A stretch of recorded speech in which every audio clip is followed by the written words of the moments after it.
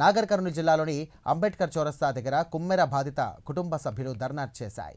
అక్కడ ఆందోళన చేసినటువంటి వారికి సిపిఎం రాష్ట్ర కార్యదర్శి జాన్ వెస్లీ కలిసి పరామర్శించారు. వారి ఆందోళనకు జాన్ వెస్లీ సంఘీభావం ప్రకటించారు.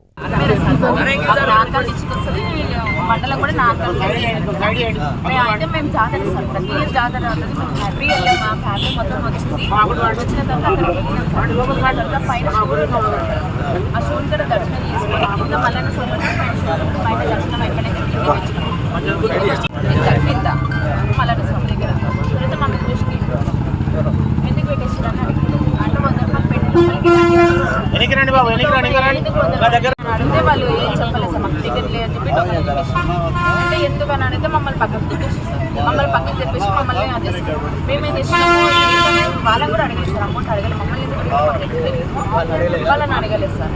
అయితే దేని గురించి అని గట్టిగా అడిగితే చెప్తే ఈయన వాళ్ళ పాదకుండా లంచం అని చెప్పేసి మమ్మల్ని